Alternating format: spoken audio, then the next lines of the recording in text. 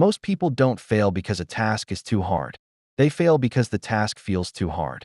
You know that feeling, right? You sit down to do something important, studying, deep work, sending that application, starting a project, and suddenly, your brain treats it like you're about to climb a mountain barefoot. Your body tenses up. Your mind looks for escape. And 5 minutes later, you're scrolling your phone, telling yourself, I'll start after this one video. I used to do this all the time, and honestly, it made me feel weak. Like, why can other people push through hard tasks while I can't? But here's what changed everything for me. Harvard researchers discovered that the problem isn't motivation. It's perception. Your brain exaggerates the difficulty of hard tasks before you start them, which means the real battle is not the task. It's the mental story you attach to the task. And once you understand how to change that story, hard tasks suddenly stop feeling heavy. They start to feel doable, maybe even easy. In today's video, you're going to learn a Harvard-tested approach that makes hard tasks feel easier, not by forcing discipline, but by changing how your brain interprets effort. We're going to go through 4 simple, science-backed methods with examples you can apply today. By the end, you'll know exactly how to make any difficult task feel light enough that you can actually start and finish. So let's begin. First method, shrink the task until it doesn't trigger fear. There's a psychological phenomenon called threat perception. When a task feels big, vague, or uncertain, your brain treats it like danger, even if it's just an assignment or a work project. This is why you can feel tired before you even begin. Your body is preparing for a threat that doesn't exist. So here's what Harvard researchers found. When you break a task into a version so small that you can't feel overwhelmed by it, your brain stops treating it like danger. For example, instead of study for 3 hours, the small version is read 1 paragraph. First method, shrink the task until it doesn't trigger fear. There's a psychological phenomenon called threat perception. When a task feels big, vague, or uncertain, your brain treats it like danger, even if it's just an assignment or a work project. This is why you can feel tired before you even begin. Your body is preparing for a threat that doesn't exist. So here's what Harvard researchers found. When you break a task into a version so small that you can't feel overwhelmed by it, your brain stops treating it like danger. For example, instead of study for 3 hours, the small version is read 1 paragraph. Instead of write the whole report, the small version is write 1 messy sentence. When I first heard this, I laughed. I thought, reading 1 paragraph? That's useless. But here's the trick. Once you do the tiny version, your brain updates its threat calculation, and suddenly the rest of the task feels easier. It's like convincing your brain, look, this isn't dangerous. It's actually fine. A quick example. Last week I had to prepare a long research script. It felt heavy, so I told myself, just open the document and write the title. 30 minutes later, I was halfway through the script, fully focused. You don't need motivation to start small. You just need 5 seconds of willingness. And the moment you begin, the mental weight drops. But there's a pitfall here. Some people create small tasks that are still too big, like write 1 page.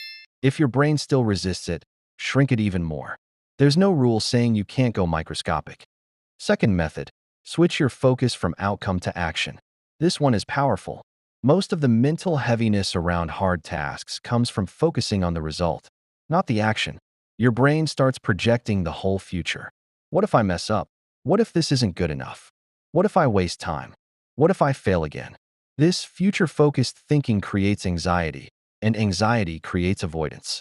Harvard's research shows that when you shift attention to the action instead of the result, your stress response decreases and your performance goes up. Let me explain it simply.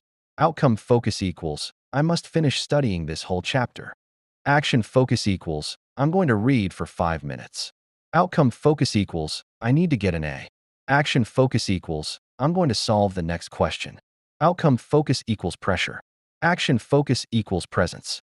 You know how athletes say they play point by point, instead of thinking about the final score? This method is exactly that. I remember when I used to film my first videos. I kept thinking, this has to be good. People must like it. And because of that, every sentence felt heavy. It almost felt risky to even hit record. Then I changed my approach. I told myself, just speak one idea clearly. Don't worry about the whole video. And suddenly, recording felt easy again. A quick warning. Your mind will try to drift back into outcome obsession. It's normal. Just bring it back gently. What's the next small action I can take? That tiny shift is enough to remove 70% of the stress you feel. Third method, use the 20-second rule. This one isn't from Harvard, but it pairs perfectly with the Harvard insight. The idea is simple. Hard tasks feel hard because they require more activation energy to start. Easy tasks feel easy because they require less. So your job is to reduce the activation energy by 20 seconds. Anything you want to do should be 20 seconds easier to start. Anything you want to avoid should be 20 seconds harder to start. Third method, use the 20-second rule. This one isn't from Harvard, but it pairs perfectly with the Harvard insight. The idea is simple. Hard tasks feel hard because they require more activation energy to start. Easy tasks feel easy because they require less. So your job is to reduce the activation energy by 20 seconds. Anything you want to do should be 20 seconds easier to start. Anything you want to avoid should be 20 seconds harder to start. Let me give an example. If you want studying to feel easy, put your book, your pen, and your notes on your desk the night before. Walking to start becomes almost frictionless. If you want writing to feel easy, open your project and leave the cursor ready before you sleep. If you want working out to feel easy, put your clothes and shoes next to your bed. If you want scrolling to feel hard, put your phone in the other room. Make it annoying to reach. The difference between easy and impossible is often just 20 seconds of friction. I once struggled with nighttime phone addiction. Every night, I'd scroll till 2 a.m. Then I started putting my phone in the hallway before bed. It added just 10 seconds of friction, but it was enough for my brain to think, not worth it. You can reverse that same effect for your hard tasks. A pitfall here. People add too many new habits at once. Just choose one task you want to feel easier and reduce its friction today. When that becomes second nature, add another. Fourth method, reframe difficulty as growth, not danger. This is the part most people skip, but it's the secret behind why some people handle difficult work effortlessly. Harvard researchers found that your interpretation of difficulty changes your physical response to effort. If you see effort as a sign of struggle, your body tightens. Your energy drops. Your performance dips. But if you see effort as a sign of progress, your brain releases dopamine. Your muscles relax. You feel more capable, and the task literally feels lighter. So what does this look like in real life? Imagine you're studying something complex. Your old story might say, "This is hard.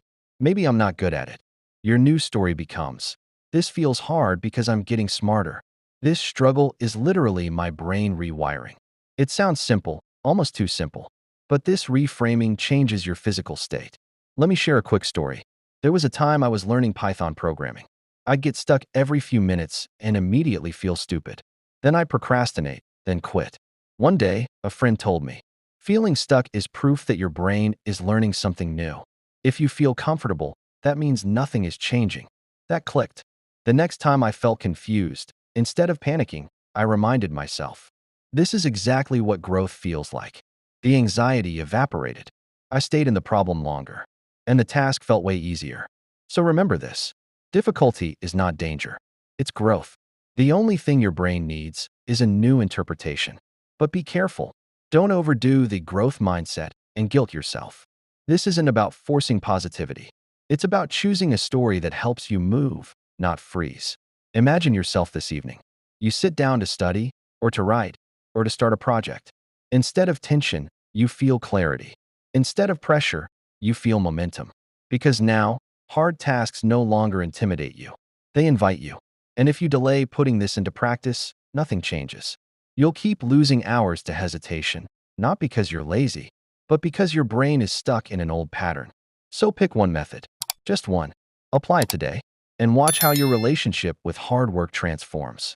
If you found this helpful, give the video a like so more people can find it. And if you want more simple, science-based ways to make your life easier, make sure to subscribe. I'll see you in the next one.